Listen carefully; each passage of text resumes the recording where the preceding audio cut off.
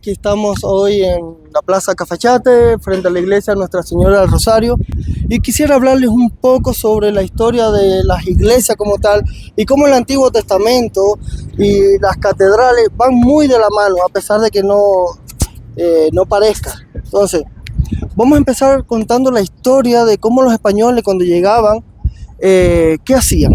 Lo primero que hacían los españoles cuando llegaban acá era plantar las iglesias. Plantaban las iglesias y las llamadas catedrales. Y alrededor de las catedrales pues se hacían los cementerios.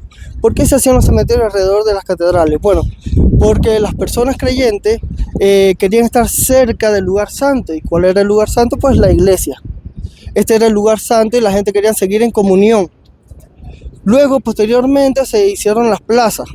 Y alrededor de las plazas pues se hacía lo que era el pueblo como tal. Esto nace del Antiguo Testamento, cuando Dios manda a Moisés pues hacer el arca de la alianza y luego el templo, y entonces vemos que el arca de la alianza es concéntrica, sino está el arca de la alianza, el templo alrededor y después lo que es el pueblo de Israel y después el mundo entero, porque vamos en inversa, vamos del mundo a lo super santo o al santo de los santos.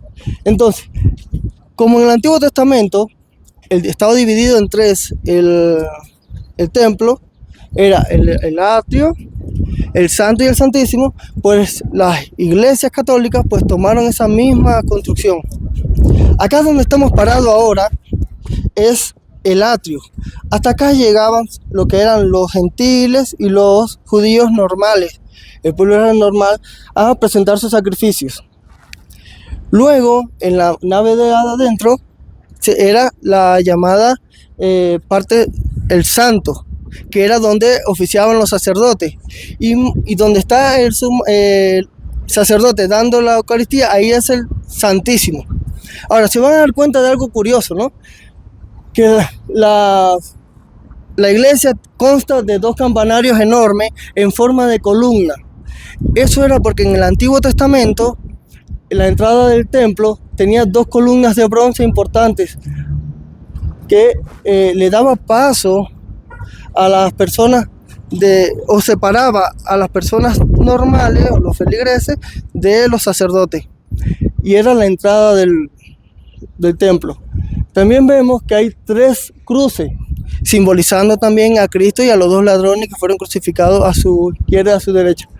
Van a darse cuenta que hay curiosamente un triángulo en el centro. Este triángulo significa la Trinidad y el sol naciente en el centro. Otros muchos han hablado sobre que es un símbolo masónico, que la masonería se infiltró en la iglesia, pero recuerden que la masonería tomó de muchos símbolos de la iglesia, como por ejemplo el arco iris, que hoy se usa mucho en lo que es en la organización LGTB, pero es netamente cristiano, son símbolos cristianos que fueron tomados. El triángulo igual, simbolizando lo que es el Padre, Hijo y Espíritu Santo. Ahora, vamos un poquito adentro. Cuando entramos a la iglesia, normalmente se hace una reverencia, como respeto a que pasas del lugar del atrio al lugar santo, porque ya vemos que Cristo cuando muere rompe el velo y ya no solamente podemos entrar hasta el santo, sino también ya tenemos entrada libre hasta el Santísimo. Entonces, la iglesia, cuando entramos, vemos que la construcción es muy alta y es muy angosta. Esto se daba porque en la antigüedad no existía lo que existe hoy, que son los micrófonos, y necesitaban que las personas que se sentaban acá atrás escucharan lo que el sacerdote estaba hablando allá. Entonces, esta forma de caverna permitía que el eco llegara a la última persona y pudiera escuchar la predicación del sacerdote. También vamos a ver un dato curioso, que es la altura de la iglesia. Está dada para presentarnos la grandeza de Dios, y la hermosura del templo con sus construcciones simboliza la gloria donde vamos a estar una vez que fallezcamos y estemos con Dios. Ahora, a la entrada de cada iglesia vamos a encontrar un bautisterio. Esto está dado porque el bautisterio es donde nosotros nacemos. Si nosotros morimos al mundo y nacemos a través del lavamiento del agua. Pero curiosamente en el Antiguo Testamento también se encontraba, porque era el lavatorio de los sacerdotes donde se realizaba la purificación. Y nosotros también hacemos una purificación de los pecados con los que entramos a la iglesia. Por eso las iglesias también tenemos una tradición que cuando llegamos a la iglesia nos mojamos estos dos dedos y hacemos la señal de la cruz. Este es como decir, la iglesia es una mujer y este es por donde nacemos nosotros, pero en la iglesia. Es como el vientre de la mujer por donde nacemos y por donde nosotros nacemos la vida cristiana. Ahora, contrario, en el punto opuesto del bautisterio se encuentra lo que es la mesa de la proposición o el Santísimo, que es allá donde el sacerdote va a dar la misa. Y este recorrido, este pasillo que vemos acá en la entrada, es el recorrido del cristiano, desde que entra a la vida cristiana hasta que se encuentra con Cristo allá en la Eucaristía. Y esto, hablando de Eucaristía, este es uno de los dos puntos importantes de lo que es la liturgia.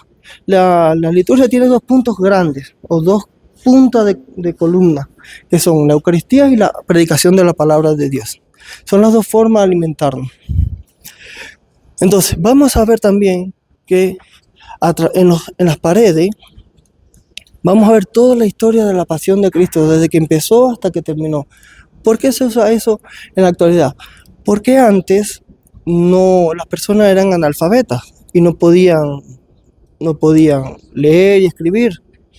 Pues entonces la iconografía o lo que es las estatuas hoy en día se hicieron en base de esa analfabetización que tenían las personas, para que ellos a través de las imágenes pudieran entender lo que es la vida de Cristo y la predicación de la palabra de Dios. Vamos adelante un poquito. También vamos a ver que las iglesias católicas con el tiempo fueron construyéndose en forma de una cruz acostada para que mantuvieran siempre el recuerdo en todo de Cristo. Por eso esta iglesia, cuando usted va a ver, va a tener acá al frente el altar principal y dos altares a los costados donde uno puede venir a hacer sus oraciones. Y si usted une la entrada del bautisterio con la mesa y las dos cruces, va a darse cuenta que forman una cruz. Anteriormente no se usaba lo que eran las sillas y las mesas, sino que uno venía y se sentaba en el piso o permanecía de pie hasta que la misa terminara. Pero posteriormente, dándose cuenta ya la civilización de que los viejitos no soportaban la misa entera, pues se crearon las sillas. Actualmente, las iglesias ortodoxas rusas no tienen silla. Usted entra a una iglesia ortodoxa rusa y se va a dar cuenta que es blanca totalmente y no tiene silla. ¿Por qué el color blanco de las iglesias ortodoxas? Porque simboliza la pureza del lugar donde estás. Porque este lugar donde estamos pisando ahora es santo. Aunque nosotros no lo veamos, hay un montón de ángeles alrededor de nosotros que están constantemente adorando y sirviendo a Dios. Y las iglesias lo mantienen sencilla para que haya igualdad en todo. También en iglesias ortodoxas se va a dar cuenta que la cúpula principal siempre está cubierta de oro, simbolizando la grandeza de lo que es la gloria de Dios. Por ahora, creo que hasta acá una pequeña reseña de lo que es la iglesia y las construcciones. Si quieren, posteriormente podemos hablar del rosario, los santos, la liturgia como tal. Los espero en sus comentarios y muchas gracias.